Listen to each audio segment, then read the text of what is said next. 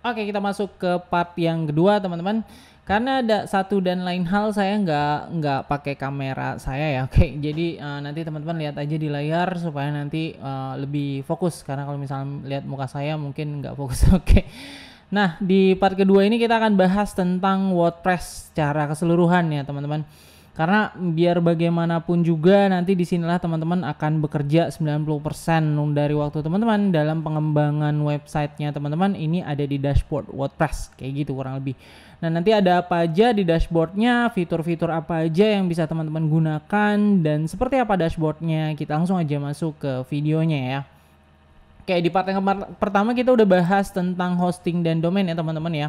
Jadi saya asumsikan kalau teman-teman udah beli hosting dan domain di Niaga Hoster ini, jadi kalau misalnya sudah menyelesaikan transaksinya atau pembeliannya, nanti teman-teman login aja di bagian sini pojok kanan atas, klik aja login, terus langsung aja login dengan Google yang sudah teman-teman daftarkan ya. Nah, ini saya pakai akun saya yang ini deh. Oke, nanti bentuk dashboard dari member areanya teman-teman akan seperti ini. Nah, ini dia teman-teman, bisa dilihat ya, ini jenis layanannya semuanya nih, hostingnya teman-teman yang bisa diakses, kemudian domainnya teman-teman yang bisa diakses. Ini ada beberapa domain saya yang aktif di Niaga Hoster yang bisa kita yang bisa kita kelola. Nah, nanti teman-teman di sini lihat aja status layanannya. Kalau misalnya teman-teman sudah melakukan transaksi atau sudah beli melalui virtual account, harusnya sih belum aktif. Kalau misalnya sudah aktif, nanti klik aja pojok kanan bawah ini, nanti minta tolong sama CS-nya ya, minta tolong sama CS-nya, nanti akan diaktifkan oleh mereka kalau misalnya ini belum aktif, tapi harusnya sih udah aktif. Kayak gitu teman-teman. Nah, gimana cara kita login ke kita, domain kita? Jadi caranya cukup mudah, nanti teman-teman ke aja ke browser, nanti dituliskan domain teman-teman, kemudian /wp-admin seperti ini ya. Nanti teman-teman akan diarahkan ke halaman yang ini. Oh, ini dia langsung ke dashboard ya. Ya, harusnya kalau misalnya loginnya dari Niaga Hoster ini sudah diarahkan ke dashboard. Tapi kalau misalnya teman-teman nanti tidak diarahkan ke dashboardnya, nanti teman-teman akan ada halaman seperti ini. Tinggal masukin aja username atau emailnya teman-teman sama passwordnya. Nah, nanti kalau misalnya teman-teman masih belum dapat password, nanti klik aja lost password, kemudian masukkan email dari yang waktu mendaftar di Niaga Hoster, ya kan? Terus nanti untuk reset passwordnya akan dikirimkan via emailnya. Nanti nggak reset password aja. Kalau misalnya sudah direset, masuk ke sini lagi, nanti teman-teman login. Nah, kalau misalnya login nanti akan langsung diarahkan ke dashboard. Saya akan pakai domain saya yang ini aja karena ini juga belum terlalu banyak saya ubah-ubah ya kan, seperti ini. Oke, ini dia iniannya teman-teman, dashboard dari WordPress-nya teman-teman ya. Jadi seperti ini tampilannya, tempat dimana kita akan menghabiskan 90% waktu untuk utak-atik websitenya teman-teman, kayak gitu. Nah, mungkin di sebelah kiri nih saya akan menjelaskan fitur-fitur apa aja yang ada di yang ada di WordPress. Tapi sebelumnya mungkin tampilan teman-teman akan berbeda ya, akan sedikit berbeda karena di sini saya sudah install beberapa themes dan beberapa plugin yang sudah saya install, jadi tampilannya pasti beda. Jadi kalau misalnya teman-teman install themes atau plugin, nanti akan ada menu-menu yang menu-menu yang tambahan di sini, kayak misalnya Soledad mungkin di teman-teman belum ada, Fancy Sliders, Wrapper dan yang lain sebagainya. Oke, saya akan jelaskan fungsi-fungsi umumnya ya. Oke, yang pertama di sini dashboard udah pasti, kemudian ini yang paling atas ini teman-teman bisa visit site langsung diarahkan ke homepage-nya teman-teman. Ini adalah homepage, masih jelek. Mungkin pasti akan berbeda dengan homepage-nya teman-teman karena ya pakai themes yang beda ya dengan saya ya, karena saya udah diinstal themes. Nah, terus di sini ada fitur updates kalau misalnya ada plugin atau themes yang butuh diupdate atau bahkan WordPress-nya sendiri. Jadi tampilannya akan seperti ini. Jadi seperti ini ya. Nanti sering-sering diupdate teman-teman kalau misalnya ada yang belum diupdate, karena akan ada fitur-fitur tambahan biasanya dari plugin atau themes-nya teman-teman yang belum diupdate kayak gitu. Terus kita balik lagi ke sini. Nah, di sini ada post sama page. Ya teman-teman, kita perhatikan dulu ya, post sama page. Dulu saya nggak ngerti nih apa perbedaan post dan page. Saya bikin artikel di page, kemudian kadang-kadang bikin page di post gitu ya. Jadi harus dibedakan nih teman-teman antara post dan page. Di post ini nanti ada kategori sama tags. Nanti akan saya jelaskan di chapter yang kelima tentang posting. Jadi cukup penting untuk materi posting, saya buatkan materinya sendiri di video kelima. Di chapter kelima, sorry. Kemudian untuk page itu nggak ada ya. Nah, bedanya apa nih post sama post page sama post. Jadi bedanya tuh kurang lebih seperti ini teman-teman. Jadi kalau misalnya page itu kayak brosur ya, kayak brosur lembaran-lembaran aja gitu. Jadi untuk menawarkan suatu produk tertentu, atau misalnya pengen bikin landing page, bikin sales page, bikin kontak us, bikin apalagi ya, bikin blog page, bukan artikelnya ya, bukan blognya, tapi blog page-nya, tempat dimana semua artikel berada kayak gitu. Kemudian juga tentang company profile itu pakai page ya teman-teman, kayak brosur dia bentuknya. Sementara kalau misalnya post itu dia kayak buku. Jadi setiap buku, setiap halaman, setiap artikel harusnya ada hubung kaitnya. Entah itu hubung kaitnya dari kategoris kah atau tagsnya kah kayak gitu. Jadi satu sama lain harusnya masih saling berkait, masih satu niche. Seperti yang saya bilang di awal, untuk bikin website itu teman-teman diharuskan, kalau menurut saya sih memang diharuskan website gue tentang apa. Kalau misalnya teman-teman bikin tentang website berita, ya beritanya tentang apa? Olahraga kah? Politik kah? Keuangan kah? Jadi untuk awal jangan campur aduk. Terus kemudian kalau misalnya teman-teman jualan buku misalnya, ya berarti postingannya tentang buku, review buku, 7 buku terbaik untuk pengembangan diri dan yang lain sebagainya. Itu bentuk posting seperti itu. Jadi kayak buku, mereka saling berhubungan satu sama lain. Itulah bedanya post dengan page ya teman-teman ya. Nah, untuk membuat post sendiri nanti teman-teman tinggal di sini aja, kemudian di add new di sini. Sementara kalau misalnya ngelihat all post atau posting semuanya, teman-teman di post, kemudian di bagian sini all post. Nanti halaman post semuanya seperti ini. Ini saya masih belum post sama sekali untuk yang wfh.com ini. Sementara kalau misalnya di add new nanti teman-teman seperti ini. Nanti tinggal tambahkan title, kemudian tulis artikelnya dan seterusnya seperti itu ya. Ini nanti untuk bikin postingan nanti akan saya jelaskan di chapter yang kelima atau video kelima. Ya, chapter kelima sih. Oke, ini saya close dulu. Kemudian fitur berikutnya sudah ya teman-teman ya, untuk posting dan page. Nanti kalau ada pertanyaan tulis aja di kolom komentar. Itu perbedaan antara post dan page. Kemudian di sini ada fitur media atau menu media. Kita lihat apa ini. Jadi media itu tempat gudangnya iniannya teman-teman. Jadi ini kan masih kosong ya. Coba akan saya buka di domain saya yang satu lagi. Ada apa sih di media library? Nanti bentuknya dia akan seperti ini, nanti akan saya tunjukkan ya. Jadi media library itu dia nanti tempat gambar-gambar yang pernah teman-teman upload di artikel kah atau di page kah, semuanya ada di sini. Atau video-video yang pernah diupload. Nah, saran saya kalau untuk video sendiri jangan diupload di sini ya. Kenapa? Karena kalau untuk video upload aja di YouTube, kemudian baru nanti link dari YouTube-nya dimasukkan ke artikel. Karena kalau misalnya masukkan video di sini, sayang untuk hostingnya. Karena hosting sendiri kan punya batasan ini ya, tempat simpan ya, kayak rumah lah, kayak gudangnya, kayak gitu. Gitu teman-teman, ini tempat media library, tempat di mana gambar-gambar atau video dari website teman-teman disimpan. Kayak gitu. Kemudian fitur berikutnya yang teman-teman harus tahu, nih ada pilihan komen ya. Jadi nanti setiap artikel teman-teman kan bisa dikomen kan sama orang-orang. Nah kalau misalnya yang kayak gini-gini nih udah pasti ini ya spam ya. Jadi kalau misalnya teman-teman ngelihat yang kayak gini, ini kan spam. Ini tinggal langsung kayak gini aja, bulk checklist, kemudian nanti mark as spam. Nanti dia akan masuk ke spamnya kayak gitu kurang lebih. Ini tempat tempat teman-teman reply kah, jawab kah, atau quick edit kah, atau diedit atau di spam, atau langsung dimasukkan ke trash.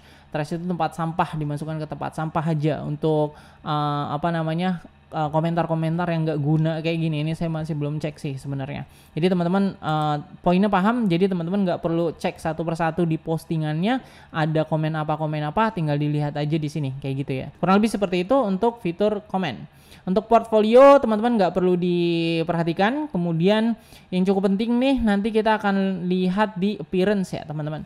Di appearance ini tempat kita akan menginstal Themes-nya teman-teman. Nanti Themes itu akan kita bahas di video, di chapter atau part yang ketiga. Saya akan bahas tentang plugin dan Themes di situ. Nah ini Themes-nya nanti, Themes yang saya install di sini ada Soledad. Ini aktif statusnya. Jadi teman-teman bisa install Themes atau customize di sini sebelah kiri ini. Kemudian nanti widget Ya, ini untuk customize-nya si themes akan saya bahas di part yang ketiga khusus tentang themes dan plugin-nya. Kemudian widget kita lihat saja ada apa di sini. Jadi widget itu apa sih teman-teman? Widget itu kayak misalnya kan saya tunjukkan. Misalnya saya ini ya, misalnya saya masuk ke sebuah artikel seperti ini. Ini kan artikel utamanya ya. Nah, widget itu adalah yang macam-macam nih widget. Ada sidebar. Sidebar itu yang sebelah sisi dari artikelnya, entah sisi kanan atau sisi kiri. Atau nanti ada footer juga. Footer itu yang seperti ini juga nih. Related post kah atau yang komentar kah, itu termasuk widget juga. Widget sampai dengan sini. Nah, itu yang disebut dengan widget. Ini bisa kita atur di bagian widgetnya. Nah, di widget yang si wfh.com ini kan ada latest post, kemudian recent comment, kemudian ada ini apa namanya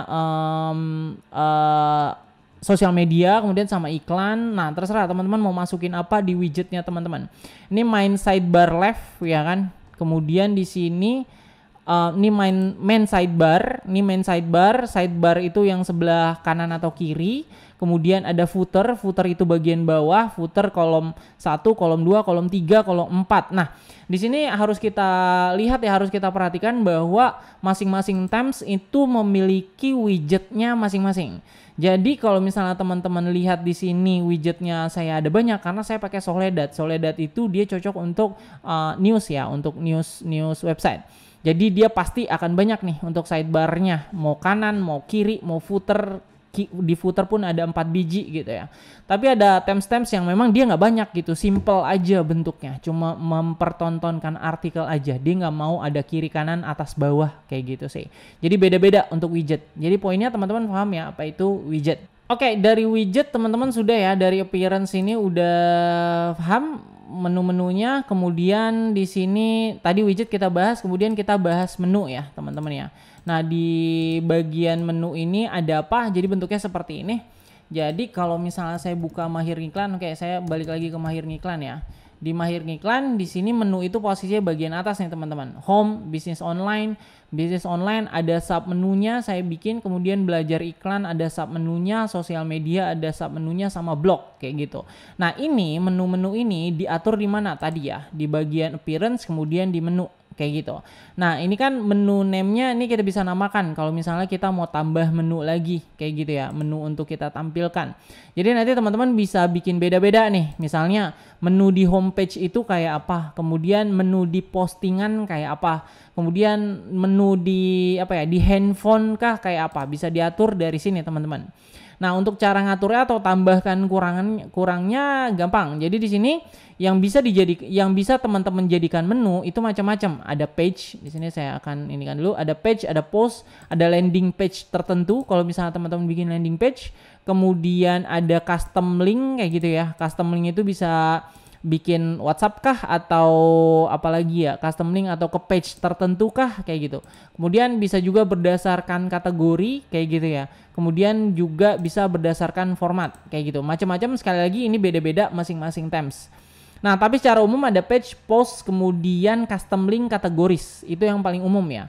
Nah, cara memasukkannya bagaimana untuk memasukkan menu? Ini contoh aja, misalnya saya mau ada ini gitu ya. Di sini ada page mainan anak yang pernah saya bikin, nih contoh.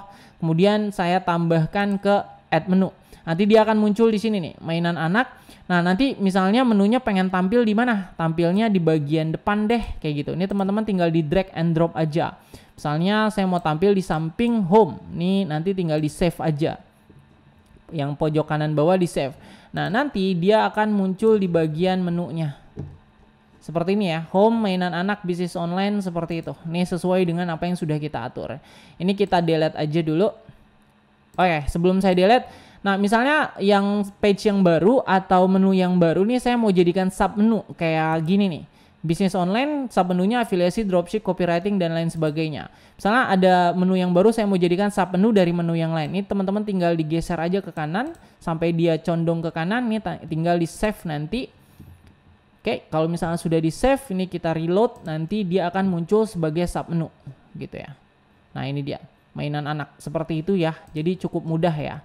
Oke, ini untuk mainan anak saya akan delete dulu aja, remove. kemudian di save lagi. Seperti itu teman-teman, untuk menu bisa teman-teman utak-atik dari sini kayak gitu ya.